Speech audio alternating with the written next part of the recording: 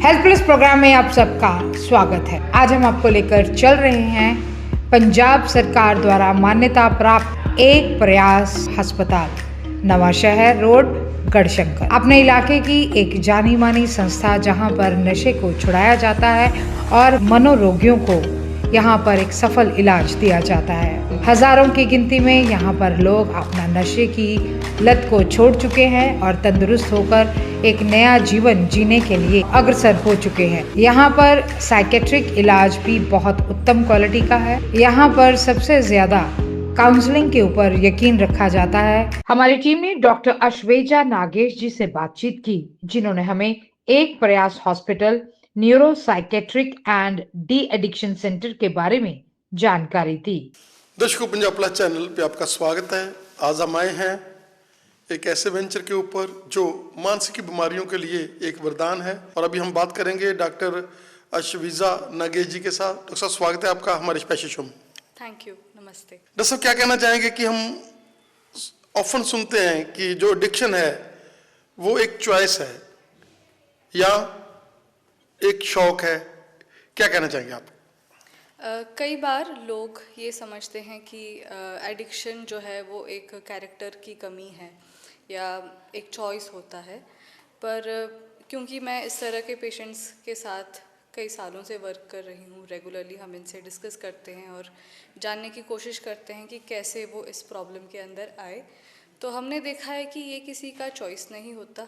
कोई बच्चा ये नहीं सोचता है कि मैं बड़ा होकर एडिक्ट बनूंगा, या किसी का कैरेक्टर में कमी नहीं होती है।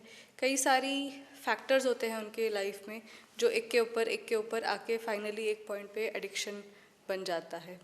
अगर एक एग्जांपल मैं आपको दूं तो अगर आप एक लकड़ी को जलाना चाहते हो तो वो एकदम जलता नहीं है। पहले आप फ्रेश लकड़ी लेके आओगे, उसको सुखाओगे, उसके बाद फाइनली एक चिंगारी दोगे, केरोसिन डालोगे, तो जाके वो जलेगा और जलता रहेगा। एडिक्शन में भी ऐसी ही अलग अलग चीज़ें होते हैं जो एक व्यक्ति को सुखाता है, उसके ऊपर कुछ चिंगारियाँ आते हैं और फिर फैमिली वाले उस पर कुछ केरोसिन डालते रहते हैं, या कुछ फैक्टर्स है जो अंदर से पेशेंट का खुद का केरोसिन बनता है जिसकी वजह से वो एडिक्शन में लाइफ टाइम के लिए जलता जाता है। ऐसे कौन से फैक्टर हैं, ऐसी कौन सी वो चीज़ें हैं जिससे हमारे बच्चे जो हैं इन चीज़ों की तरफ दौड़ते हैं और इन चीज़ों को वो एक्वायर कर लेते हैं? बचपन से अगर हम देखेंगे तो फर्स्ट थिंग, किसी के अगर फैमिली में एडिक्शन चल रहा है तो वो जेनेटिकली उनको कुछ कमियां आ जाते हैं ब्रेन में। उनके भी ब्रेन में वो ही केमिकल की कमी होती है जिसके वजह से उनके पापा उसके अंदर चले गए थे। या हमने देखा है कि कुछ फैमिलीज़ में जितना भी वो दारू पिएंगे उनको लगता ही नहीं, उसके बाद भी वो आराम से चल रहे होते हैं, पूरा फिट रहते हैं, उनको कोई हैंगओवर नहीं होता। तो जो नेचुरल अलार्म होना चाहिए हमारे बॉडी के अंदर, इतना नशा लेने के बाद वो डेंजर है, वो अलार्म उनके बॉडी में होता नहीं है। तो ये हो गए कुछ जेनेटिक कारण। इसके अलावा कई सारी चीज़ें हैं जो बचपन में होता है जो बच्चों को इसके अंदर जाने में एक सिचुएशन को परफेक्ट बना देता है। फॉर एग्ज़ाम्पल, बच्चों को अपने इमोशंस को हैंडल करने का मौका हम नहीं देते। जैसे कोई बच्चा अपना first of all emotions describe नहीं कर पाता है, डिस्क्राइब करने के पहले ही माँ बाप उनको कंफर्ट करने चले जाते हैं। थोड़ा सा वो बोर हो रहा है तो उसको मोबाइल पकड़ा देना, थोड़ा सा वो चिढ़ रहा है तो तुरंत उसको लेके कहीं घुमा देना। तो बच्चे को बोर होने का मौका ही नहीं देना। इसके वजह से क्या होता है, हमेशा ब्रेन कुछ ढूंढता रहता है, एक स्टिमुलेशन को ढूंढता रहता है। इसके अलावा हमने देखा है कि पेरेंट्स जो होते हैं वो बच्चों को बहुत ज़्यादा, हद से ज़्यादा शील्ड करते हैं, प्रोटेक्ट करते हैं। जैसे स्कूल में टीचर ने कुछ कंप्लेन किया बच्चे के बारे में तो टीचर से झगड़ने लग जाना, सोसाइटी में बच्चे के बारे में किसी ने बोल दिया तो उनसे झगड़ने जाना। तो बेबीज़ को या बच्चों को ज़्यादा प्रोटेक्ट कर लेते हैं, बल्कि एक्चुअली हमें ये करना है कि बच्चों को सुधारने की कोशिश करनी है, पर हम बच्चों को जो भी उनका एक्शंस है उसके कॉन्सिक्वेंस को फेस करने का मौका ही नहीं देते, उसके पहले ही पेरेंट्स इंटरवीन कर देते हैं।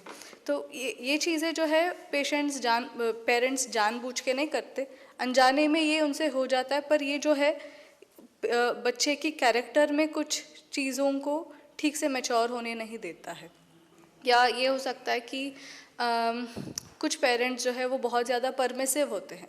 परमिसिव मतलब छोटे उम्र में बच्चे ने खिलौना पूछा, आपने खिलौना दे दिया, बच्चे ने दूसरा पूछा, आपने दे दिया, बच्चे ने 10 पूछा, आपने दे दिया। खिलौना तो आप दे सकते हो, आप मना तो करोगे नहीं, पर फ्यूचर में वो जाके पूछेगा मुझे बाइक दो, मुझे बड़ा बाइक दो, मुझे बड़ा गाड़ी दो, जो आपसे होगा नहीं।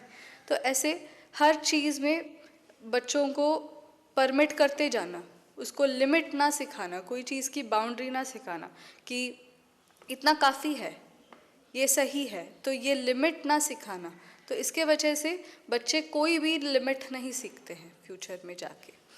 या कुछ ऐसी चीज़ें जैसे बच्चे जब कोई चीज़ को ना करते हैं पेरेंट्स के सामने, वो ना को एक्सेप्ट ना करना। ठीक है, बच्चा बोलता है कि मुझे नहीं, ये चीज़ नहीं करना। ऐसे नहीं कि छोटी छोटी चीज़ों के लिए वो बोल रहा है, बट कुछ जेन्युइन चीज़ के लिए बच्चा ना बोल रहा है, वो आप उस ना को एक्सेप्ट नहीं करते हो। तो ग्रेजुअली आप बच्चे को ना में एक डिस्कम्फर्ट फील कराते हो। फ्यूचर में जब कोई फ्रेंड उसको नशा लेने में मजबूर करता है, उसके अंदर ना बोलने का पावर नहीं आता, उसके अंदर वो ही ऑकवर्ड फील आ जाती है जो डिस्कम्फर्ट आपने सिखाया है। ना बोल के क्या कॉन्सिक्वेंसेस हुए हैं, वो कॉन्सिक्वेंस उसको तब फील होगा। तो वो 30 सेकंड की डिस्कम्फर्ट ना सह पाने के कारण उस टाइम पे पीयर प्रेशर को गिव इन कर देता है। कोई फोर्स करते हैं नशा लेने को, तो वो नशा ले लेता है। तो वहाँ से वो पूरी जर्नी उसकी अलग हो जाती है। ऐसे कई सारी और चीज़ें हैं, जैसे बच्चों को कंडीशनल लव दिखाना कि बच्चे ने 95% स्कोर किया तो प्राउडली उसके बारे में बात करनी, बच्चे ने बाहर का टिकट लिया तो उसके बारे में प्राउडली बात करनी। तो कंडीशन के ऊपर प्यार जब करते हैं माँ बाप, तो भी बच्चों में कुछ ऐसे प्रॉब्लम्स आ सकते हैं। इसके अलावा हमने देखा है कि माँ बाप की इंटरनल रिलेशनशिप जो है, या घर में जो लोग रहते हैं उनकी आपस के रिलेशनशिप्स में प्रॉब्लम जब होता है, वो जाके बच्चों के मानसिक स्थिति में भी अफेक्ट करते हैं। फॉर एग्ज़ाम्पल, माँ बाप कॉन्स्टेंटली अगर झगड़ रहे हैं तो बच्चे को एक वॉर जोन में रहने वाला फीलिंग आएगा। तो उसको हमेशा ये लगेगा कि घर एक ऐसे एनवायरनमेंट है जहाँ पे उसको हमेशा कॉन्शियस रहना है कि पता नहीं कौन किसको क्या कर दे, कौन किसको मार दे, कौन घर छोड़ के चले जाए। तो वो कांस्टेंट एक रेड अलर्ट मोड में होता है। तो घर जो जगह बच्चे के लिए चार्जिंग स्टेशन होनी चाहिए, उस स्टेशन में हमने बच्चे की बैटरी आउट कर दी। ठीक है, तो बच्चा कहाँ जाएगा चार्ज लेने के लिए? बाहर जाएगा अपने फ्रेंड्स के पास जहाँ पे उसको बिलोंगिंग लगता है। तो ये कई सारी चीज़ें हैं जो हम करते हैं यंग एज से। जब बच्चे को थोड़ा बहुत होश आने लगता है, उस पॉइंट से हम स्टार्ट कर देते हैं। वहाँ से लेके ऑलमोस्ट 16, 17, 18 ईयर्स तक, जहाँ पे नशे की कोई रोल नहीं है, उस पॉइंट में ये सारी चीज़ें करके हमने अपने लकड़ी को सुखा के रख दिया। ठीक है, और आपने बच्चों को एक टनल विजन दे दी कि आपको हम सक्सेस तभी मानेंगे जब आप अब्रॉड जाओगे, आपको हम सब सक्सेस तभी मानेंगे जब आप गवर्नमेंट जॉब ले लोगे। तो ऐसे आपने टनल विजन बना के रखा है और उसको लगता है कि ये मैं करूँगा तो ही मैं लाइफ में कुछ हूँ, नहीं तो मैं बेकार हूँ। तो ऐसे एक फीलिंग बना के हमने रख दिया। तो ये मोस्ट ऑफ द टाइम्स चीज़ें हैं जो हम बोलते हैं प्री डिस्पोजिंग फैक्टर्स, जिसको लोगों को लगता भी नहीं है कि ये इम्पॉर्टेंट है। पर ये चीज़ पे अगर फैमिलीज़, टीचर्स, ट्यूशन, ये जोन में अगर हम काम कर सकते हैं, तो फर्स्ट जो ड्राइंग टाइम है, सुखाने का वो चीज़ है, उस पर हम बारिश डाल सकते हैं। मोस्टली हम लोग सुनते हैं कि जो हमारे यंग ब्लडर्स हैं वो अपनी कंपनी के कारण नशे में चले जाते हैं। आप क्या कहना चाहेंगे? हाँ, ये सही बात है कि मोस्टली जब हम पेशेंट से बात करते हैं कि आपने नशा क्यों किया, या आपने नशा छोड़ दिया था, आपने दोबारा स्टार्ट क्यों की, या जब माता से पूछते हैं, जो भी व्यक्ति नशे में होते हैं उनके मदर से पूछते हैं कि क्या हुआ आपके बेटे के साथ, सबका फर्स्ट रीज़न होता है संगत। ठीक है, जो कि मेरे हिसाब से प्राइमरी नहीं है। ये एक ऐसी सिचुएशन है जहाँ पे बर्डन को हम अपने से या अपने बच्चे से लेके किसी दूसरे पे डाल रहे हैं। हम ओनर्स नहीं लेना चाहते हैं कि इसमें मेरा रोल है, इसमें मेरा रोल था, वो हम ओनरशिप नहीं लेना चाहते हैं, तो उसको कहीं और फोकस कर देने का एक तरीका है, जो अगेन वो ड्रामा नहीं कर रहे हैं, वो ऐसे सच में बिलीव करते हैं। पर कई सारी और चीज़ें हैं जो इसकी चिंगारी बनते हैं। फॉर एग्ज़ाम्पल हमने बहुत बार देखा है कि जिन्होंने ऑलरेडी ये सोच रखा है कि मैं हीरो तभी हूँ जब मैं बाहर जाऊँगा, और उनका वीज़ा रिजेक्ट होता है, तो उनको एकदम ऐसे लगता है कि मैं तो ज़ीरो हूँ, मेरा तो कुछ नहीं हुआ। तो उनको फिर अपने माहौल में, मतलब उनके नेबरहुड में या उनके फैमिली से ऐसे ट्रीट कराया जाता है कि तू तो कुछ नहीं है। तो उसको एक ऐसे जगह चाहिए जहाँ पे उसको ये लगे कि मैं भी कुछ हूँ, ठीक है। और ऐसे एक वीक पॉइंट के लिए बहुत लोग वेट कर रहे हैं, जो कि ड्रग पेडलर्स है, ठीक है। इस तरह के सिचुएशन को पकड़ के उस पॉइंट पे अगर आप उनको नशा प्रेजेंट करोगे तो डेफिनेटली वो बच्चा उसको लेगा। और हमने बहुत टाइम देखा है कि ये ऐसे टाइम है जहाँ पे वो लड़का अपना लाइफ का फर्स्ट सिरिंज लेता है। सूखी लकड़ के ऊपर हम सोचे कि अब ये तेल पड़ गया, हाँ, उनकी वो चिंगारी पड़ गई। वो नेगेटिविटी के साथ उनके पेरेंट्स ने जैसे उनको तैयार करके रखा था, नहीं है, उसको डिप्रेस कर दिया। तो वो चिंगारी है जो वो लगने लग गई। एग्जैक्टली। तो उस पॉइंट पे वो लग जाता है। या यहाँ पे मैंने ये भी देखा है कि आईएलटीएस जो है, साल साल के लिए आईएलटीएस प्रिपेयर कर रहे हैं, वो क्लियर नहीं हुआ तो उसके वजह से ऐसे हो गया, या किसी को जॉब नहीं मिल रहा है। ऐसे कई सारे फैक्टर्स हैं जो बहुत इम्पॉर्टेंट है इस एज ग्रुप में, जो होता नहीं है टाइम पे, ब्रेकअप हो गया या कुछ, ठीक है। अगेन तो ये सारे रीजंस है जिसके वजह से ड्रग यूज़ करने लगते हैं। इसके अलावा कुछ लोग ये समझते हैं, जैसे हमारे पास बहुत पेशेंट्स जो आते हैं वो दिहाड़ी का काम करते हैं, तो उनको ये लगता है कि नाइट ड्यूटी भी करना है, ट्रक सुबह भी चलानी है, शाम को भी चलानी है, तो मैं थोड़ा नशा कर लूँगा तो ज़्यादा कमाई कर पाऊँगा। मैं बहुत बार ये ट्रक ड्राइवर्स को बोलती हूँ, क्यों इतना जल्दी क्यों है, आप रुक के जाओ। बोलते हैं नहीं मैडम, सामान टाइम पे पहुँचाना है, ये ऐसे सामान है जो ख़राब हो जाते हैं। तो मैं पूछती हूँ एक्स्ट्रा ड्राइवर रख लो अपने पास, तो बोलते हैं नहीं मैडम, तो फिर कुछ नहीं बचेगा। तो इनके लाइफ्स इतने डिफ़िकल्ट हमने बना रखा है, इनको अपने 24 आवर्स में 24 आवर्स भी इस्तेमाल करनी है, पर इन बेचारों को ये नहीं पता कि वो जो एनर्जी इस्तेमाल कर रहे हैं वो कल की एनर्जी है। कल की एनर्जी आज इस्तेमाल कर ली तो आगे जाके इसका टैक्स उनको ही देना पड़ेगा, वो टैक्स का उनके पास कुछ नहीं है ना। आधे लाइफ में उनकी ज़िंदगी ख़त्म हो जाती है, पर उनको आज की ज़िंदगी पालनी है, तो वो इस कारण नशा एक्स्ट्रा इस्तेमाल करते हैं। या हमने ये भी देखा है कि पंजाब में नशा जो है वो उसको बहुत नॉर्मलाइज करते हैं, जैसे शादियों में, फंक्शंस में वेप रखना, हुक्का रखना, ठीक है। ये किस तरह का कल्चर है जहाँ पे नशा आपको फैंसी भी है पर नशा आपको गलत भी लगता है।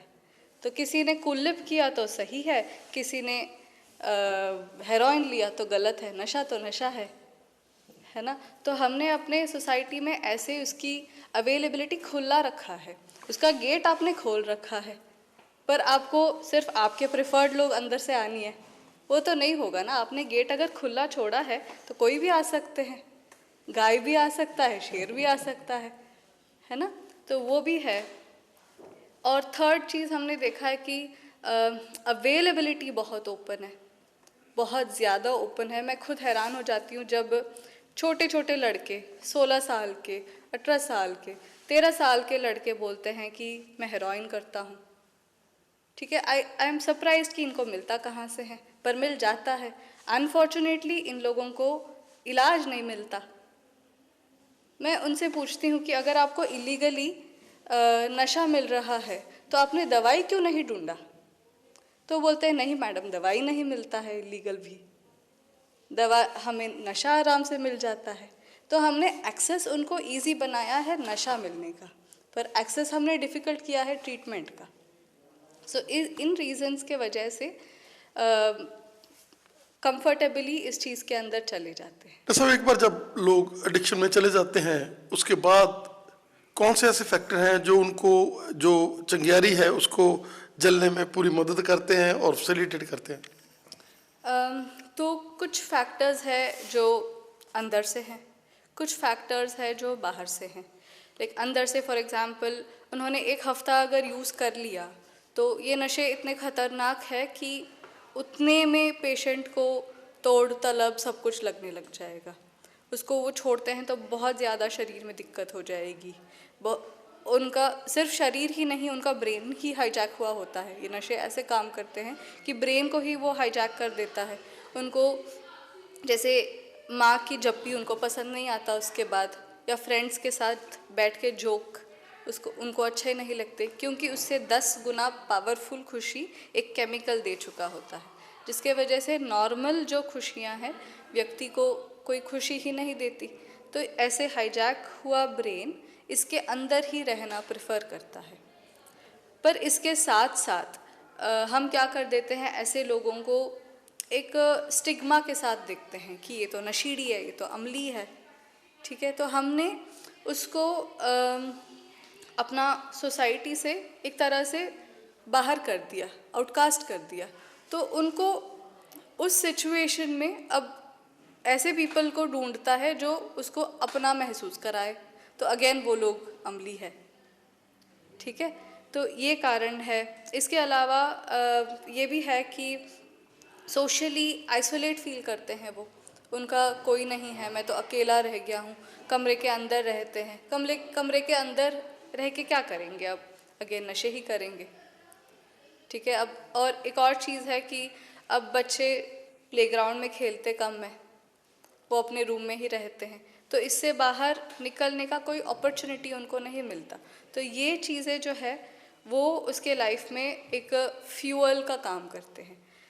इससे बाहर वो तब आ पाएंगे जब वो कुछ और पॉजिटिव देखे। जैसे किसी का हॉबी है, कोई आर्ट करना चाहता है, कोई लिखना चाहता है, कोई गाना चाहता है, उसमें भी उनको पॉजिटिव फीलिंग होती है। पर आजकल हॉबीज़ भी कम है बच्चों के पास, है ना। वो पूरे अपने स्टडी पे या कोई ऐसे टनल के अंदर है और बाकी सारा अपॉर्चुनिटीज़ हमने क्लोज करके रखा हुआ है।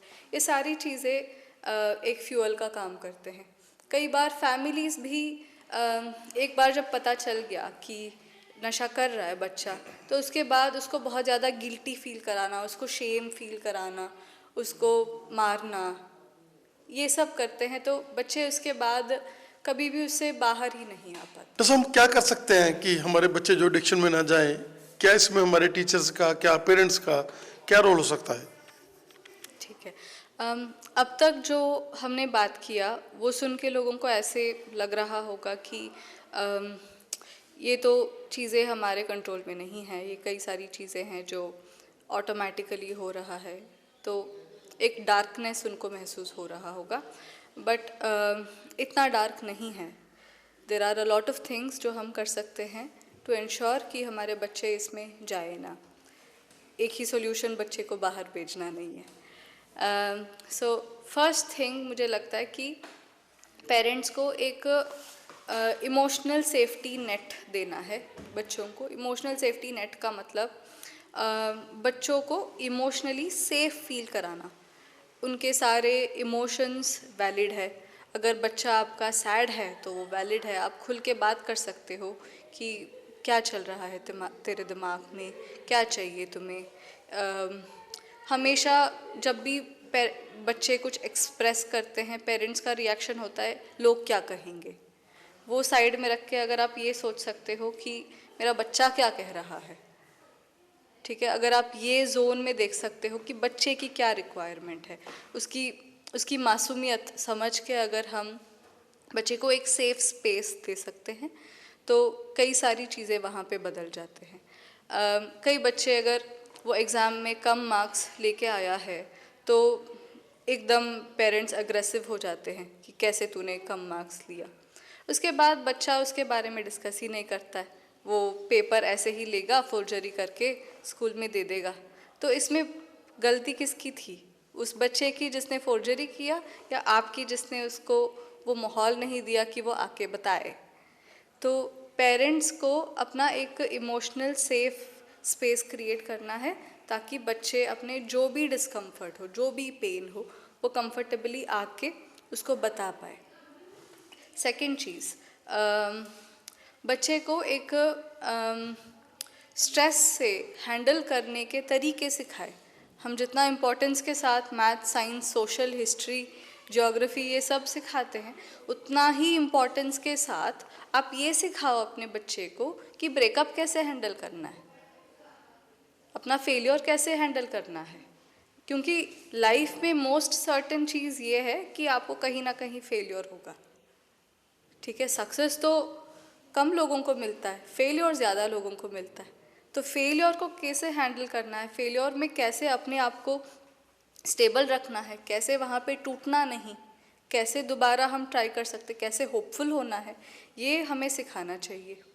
और उसके साथ साथ हम ये सिखा सकते हैं कि कैसे ओवरऑल एक मेंटल हेल्थ अपना अच्छा रखना है, हॉबीज़ क्या रखना है, कुछ सेकेंडरी रिवॉर्ड सिस्टम रखनी है। जैसे नशा रिवॉर्ड का काम कर रहा है, दूसरे भी रिवॉर्ड स्पेसेस है। बच्चे को स्पोर्ट्स में डालो, बच्चे के अंदर बहुत हाई एनर्जी है। पर्टिकुलरली पंजाब में अगर मैं बात करूं तो पंजाबी ब्लड में एनर्जी ज़्यादा है, तो इस एनर्जी के लिए एक वेंटिलेशन चाहिए।